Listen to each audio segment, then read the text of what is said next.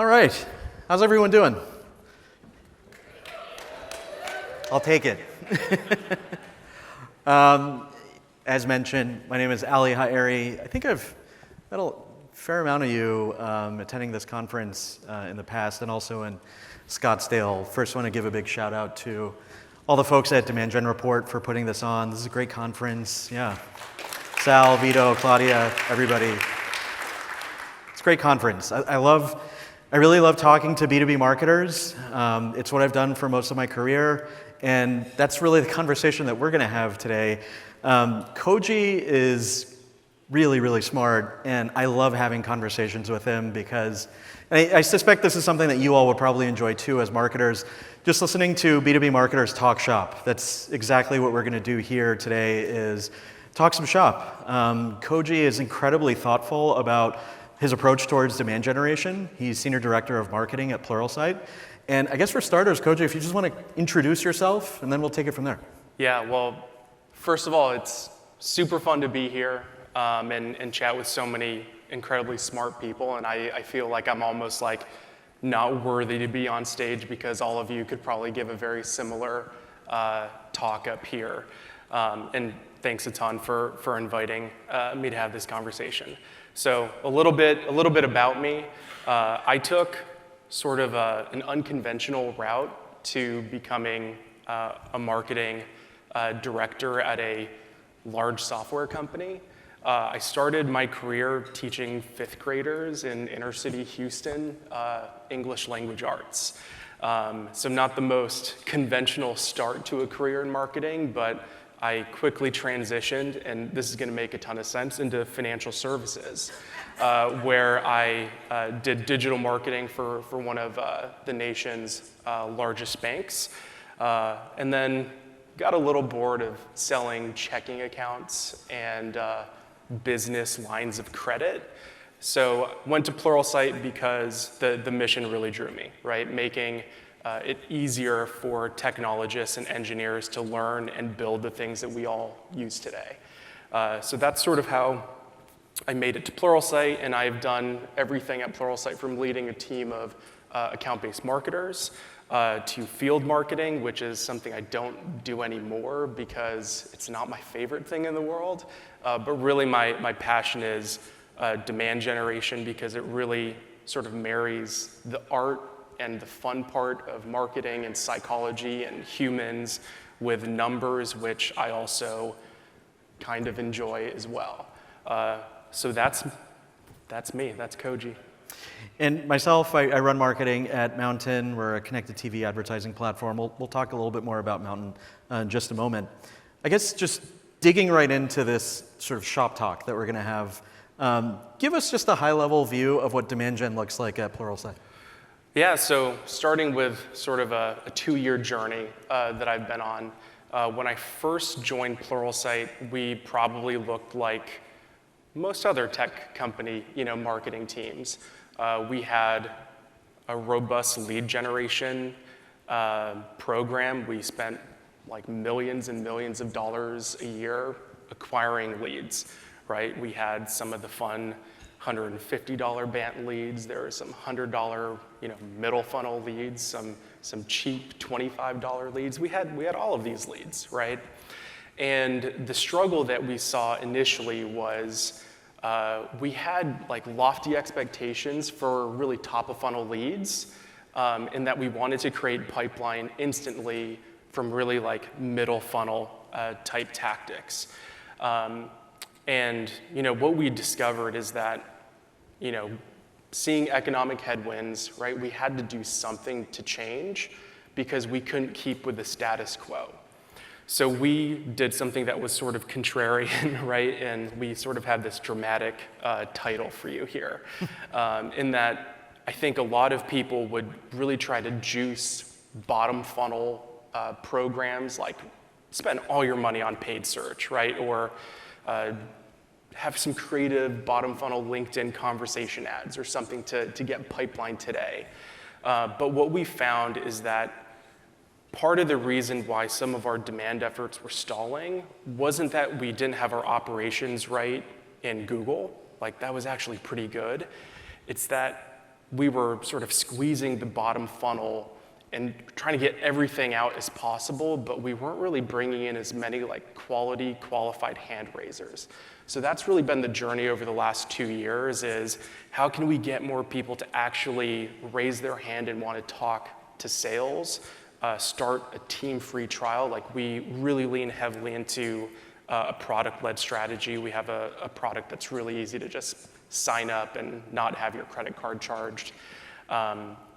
And yeah, over 2 years for a company of our size, like, we've improved that bottom funnel hand raisers up market and enterprise and strategic accounts by about 15%, just by starting to spend more money up funnel.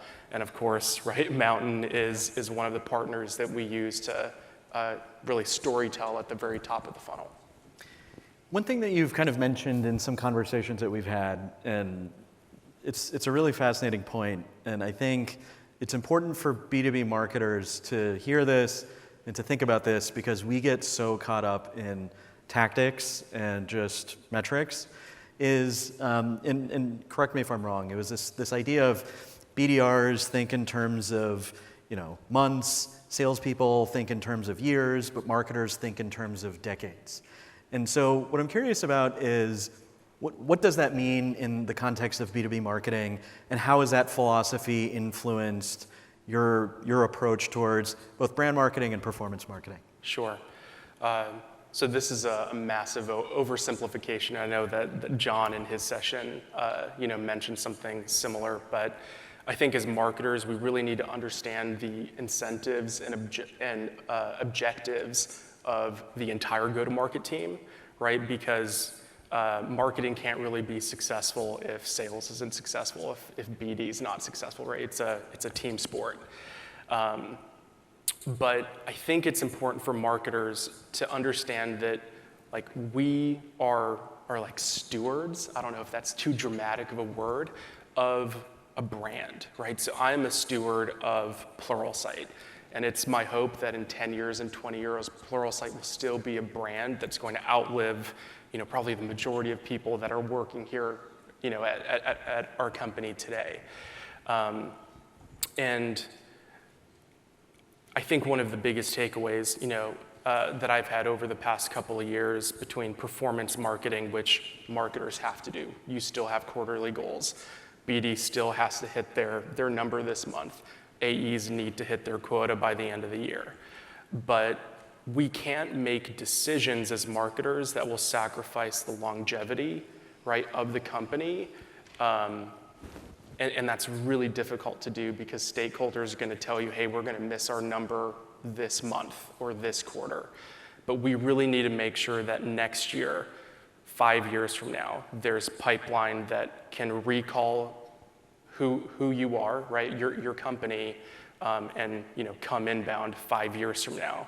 Even though that's not going to help you this quarter, it's critical for the business to make sure that you aren't under-investing in those more top of funnel or brand channels.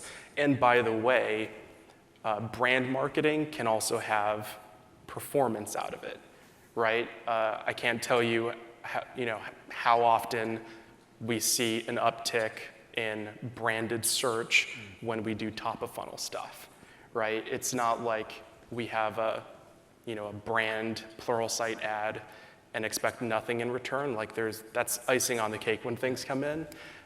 So it's not mutually exclusive, right? Brand and performance really go hand in hand. Yeah, working in the TV space, one observation that I've had has been, there's a lot of like legacy brand marketers who kind of, they embrace the fact that they don't use a lot of data in the work that they do. They're most proud of the fact that, data, I don't do that stuff. I'm a brand marketer. That's not really in the scope of what I do. But really the thing that I've found myself telling a lot of brand marketers is that it's kind of inexcusable for you, if you have access to data that can inform your brand decision making, it's kind of inexcusable not to use it. And it can also unlock a lot of creativity. As a brand marketer, if you have capabilities of kind of granular targeting, that's going to unlock some creativity in terms of what you do with your TV creative, in our case. And also just metrics generally. As much as you can measure, even if you're a brand marketer, that could still just unlock a ton of creativity. So that makes a ton of sense. Let's get even more granular here, just because I know everybody here is a bit of a geek. Let's talk about targeting. And so what I'm curious about is, just broadly, across all the channels that you're using, how are you identifying the characteristics of your audience? How are you targeting them? On what channels are you doing it? Just riff on targeting for a little bit. Yeah, so this is like a marketing 101 class. You get the framework, STP, segmentation, targeting, positioning. I think targeting is kind of the most fun part, right? I think it's where digital marketing, especially digital B2B marketing, really shines. So I think of targeting as first, work with sales and product marketing. I should say that first. Let's be nice to sales. Yeah, if you've been a company for a certain amount of time and have a certain number of customers, you probably have a good idea of what the problem statement is, right? Of what your audience is trying to solve for. You probably have a good idea of the technographics and the firmographics you need to kind of look for in the digital world.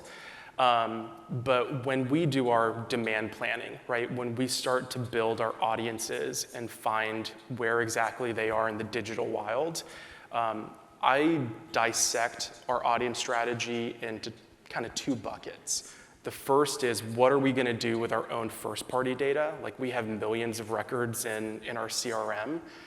How can we make sure that we are effectively structuring those audiences, getting them into an identity resolution system and sending them to different channels, right? Mountain takes in our CRM data. We use a ton of first-party data within different paid social channels, including LinkedIn, which is, I would imagine most of us probably spend more in LinkedIn than anywhere, except maybe Google.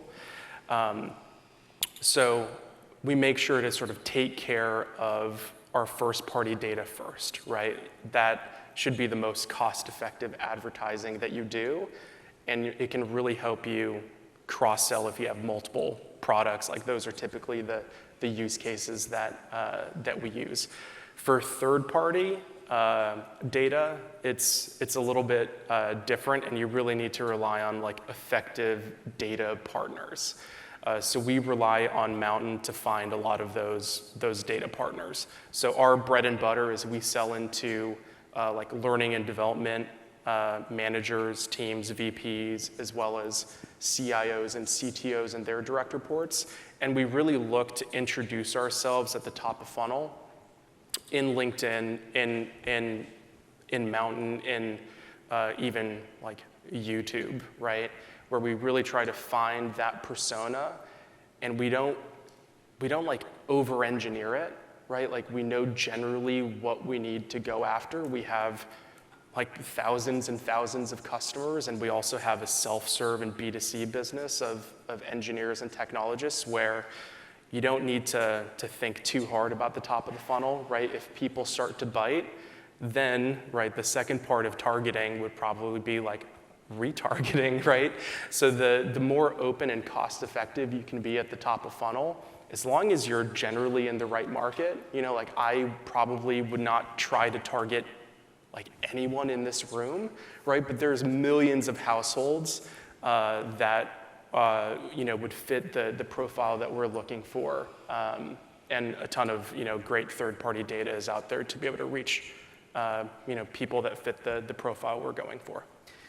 I think my observation of the marketplace floor out there too is a lot of the exciting technology that I'm kind of observing in the B2B space is oriented around targeting, just because, as we all know, usually that's some of our biggest constraints. This also leads to everybody's dependency on LinkedIn a lot, is the fact that we need really good firmographic targeting, and LinkedIn tends to be the first place that we go to when it comes to B2B targeting of that sort of type. So, but I'm really excited to see a lot of the technology that's out there on the marketplace related to audience targeting specifically. One thing that you and I were talking about last night that I think a lot of B2B marketers would sort of be interested in that same conversation is related to this idea of kind of like channels. I think I'm certainly guilty of this all the time. We get so caught up in the channels that we use to do our job. I just riffed on LinkedIn. But we can get carried away doing that as B2B marketers as well. And, a successful B2B demand gen strategy cannot just be specific to individual channels. There needs to be a meaningful strategy that kind of ties everything together. One point you were just making a second ago is about retargeting. We kind of view the idea of retargeting the same way, where it's, we're using some channels to set up other channels rather than just looking at each channel in a silo. Tell us a little bit more about how retargeting fits into the bigger picture of your marketing strategy. Yeah, so retargeting, you look at your Tableau dashboard, you will see that your campaigns that are retargeting campaigns probably perform a lot better than your prospecting campaigns, and that's sort of obvious, right? Like you've already gotten the awareness, right, and maybe even the consideration phase sort of checked off.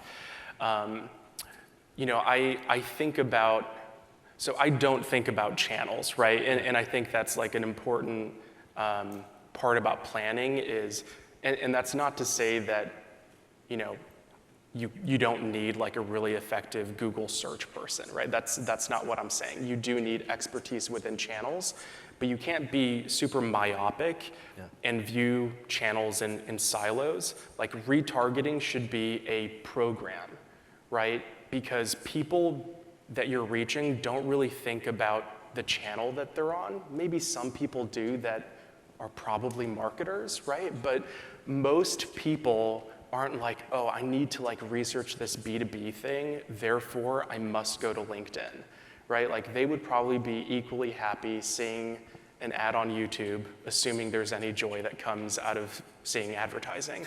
They would be equally happy, seeing like an email newsletter that they like, right? So I think the most important element of retargeting is be where your customers are and where you can reach them with a really compelling message and a really compelling offer, right? So my best advice would be figure out what people do in their spare time and while they're at work and find them there, right? There's a really good chance that people watch big TVs, right? There's a really good chance that they're on their phone. So what are we doing to make sure that we are top of mind and can also drive conversions, right?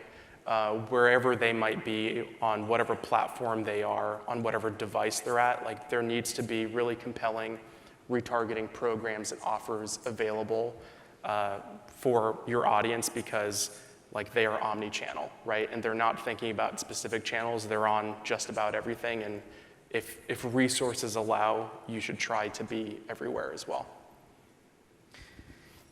So, one thing that's interesting to a lot of B2B marketers, I think a lot of B2B marketers are kind of wrapping their heads around advertising on television. I think for some, it's kind of counterintuitive because linear TV advertising was never really a viable option for B2B marketers, but connected TV, for a variety of reasons, can be. I guess you're in a better position than I am to kind of speak to how, I guess fundamentally, how do you find your target audience? I mean, because we're talking about something that isn't like a consumer product. This is something that you have a very well-defined buyer, and the audiences are going to be fundamentally smaller than some sort of comparable consumer marketing campaign. How are you finding your audience on TV? Yeah, so going back to the first party, third party, two buckets. First party for us is pretty easy. We can get our first party data into a YouTube, right? Into paid social and do truly like introduction and like informing type campaigns. But I found, maybe you found too, like a real limitation with people that you don't know and how to find them. People people try their hardest to find their buyers in Meta, right? And it's probably a mixed bag for people that are going into Meta trying to like introduce themselves in that paid social platform. So, you know, one of our big realizations like 18 months ago is we needed to find a partner that didn't just do like display ads, like nothing against display ads, but that's not, I don't think display ads will help you hit your number that often.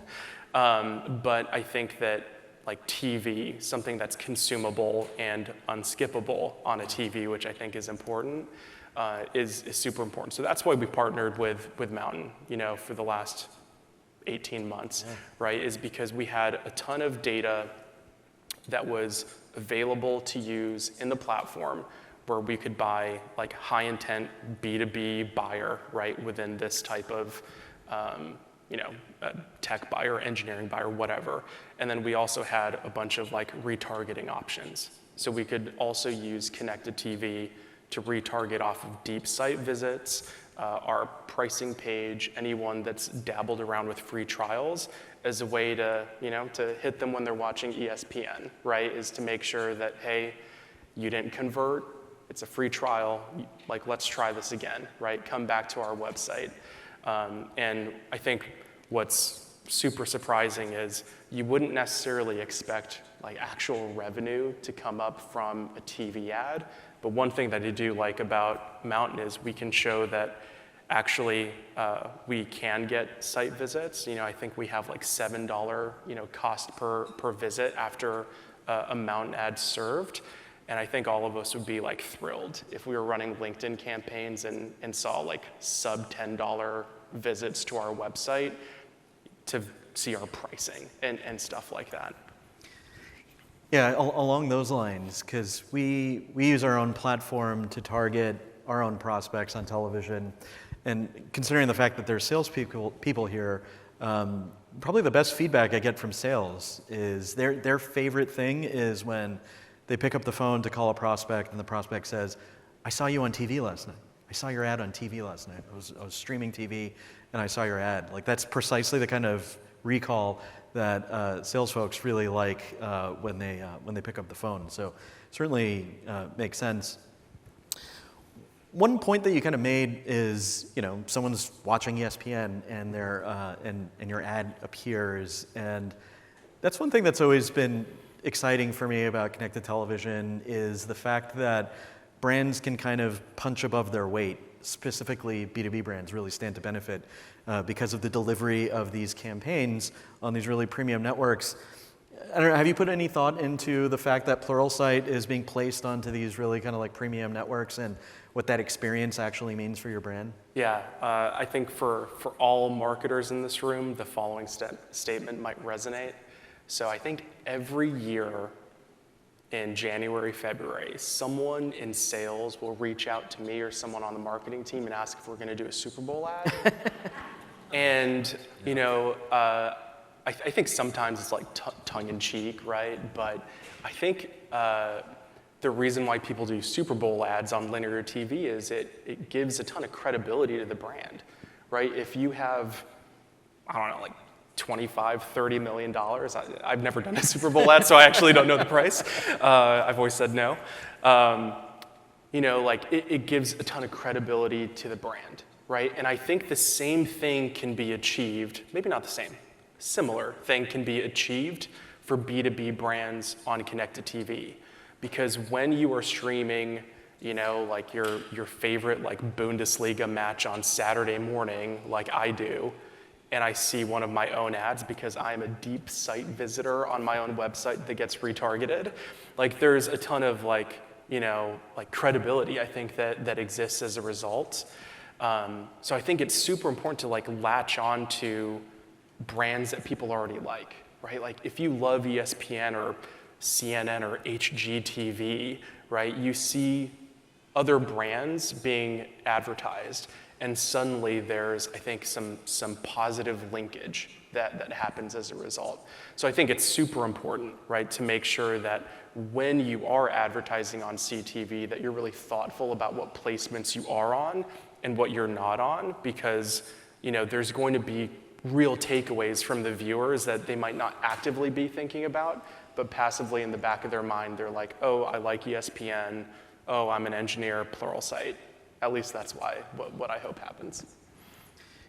Koji sees Pluralsight ads when he's watching European soccer. I see mountain ads when I'm watching Real Housewives of Orange County. So we land in the same place, but Yes. we're watching very different things. One thing that I want to talk about, you touched on display ads a moment ago. I feel like it's a little nuanced. I absolutely agree with you. I think in my experience doing performance marketing as a B2B marketer, just picking up some sort of like display vendor and just doing a dedicated display campaign, the results have never been that great for me. One thing that I really like about the platform that we have at Mountain is with multi-touch, it's different. In this case, the display ads are tethered to a performance TV campaign. It's unlocked by the TV impression. And I feel like it just creates even more touch points where performance marketers, I feel like it feels a little obvious to a lot of performance marketers to kind of tether a complementary display campaign to the delivery of their TV campaign. Tell us about multi-touch and how that's worked in the context of your TV campaigns. Yeah, so to be clear, I was not the person at Pluralsight to be like, hey, like we need to throw some display ads into this too, right? Like that was an utterance that I did not make. But one thing that is really good about the Mountain platform is you can actually attribute things to like the entire program, right? So I think we all understand that very few people are going to make a B2B purchase, whether it's through talking with sales or through some self-serve motion after the first impression has been served, right? I would be shocked to find out if that's what happened. Realistically, there's probably between 15 and 30 marketing touches that you need to have en masse, right? Like on a big audience before someone actually converts. So the reason why we do use multi-touch is because TV ads are relatively more expensive than display ads, right? So if you want to drive your average cost of conversion down, marrying the CTV offering with complementary display ads is important. And what I should also say is, like, whenever making a certain marketing investment decision, you really need to think about the objective on the website, right? Contact sales is going to be super costly, right? If you're judging the efficacy of CTV by how many people directly go and want to talk to sales, you might be setting yourself up for disappointment. But if you do have a self-serve motion, a free trial type thing where it's a little bit, where there's less friction, I think you can have like a really clear tie between the more top of funnel marketing activities, whether it's through just CTV or display as part of it. Yeah. And that totally ties with a lot of kind of best practices in terms of when you're sending signals back to the platform, you want to give it as many signals as possible. So going up funnel makes sense because that's more signals to optimize against. Let's talk about your website for a second. You had just kind of mentioned that. Tell us a little bit about the impact of all of the traffic that's originating from your TV campaigns into your website, and then tactically, what are you doing with that traffic that you're bringing in? Yeah, so the website is by far the most important owned digital asset a company has. And I think one of the first objectives of marketing, right, in a B2B business is to get people to the website, right? People aren't going to purchase a $50,000 or $500,000 piece of software without first visiting the website. I don't think that happens very often.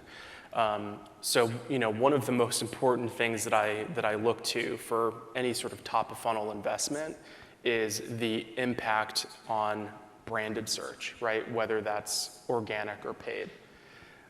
What we find is over the last 2 years that we've been at Pluralsight, as we've spent more money up funnel we've seen massive benefits to our like branded search, right? People actually typing Pluralsight in Google and Microsoft Bing, which does not get enough love. But if you go after the public sector, they actually kind of like Bing. So that's just a fun nugget that you get for free.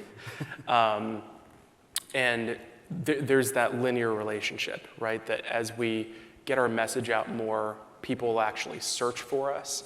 And what, I sort of did some data digging within our own data yesterday, because I was expecting this question.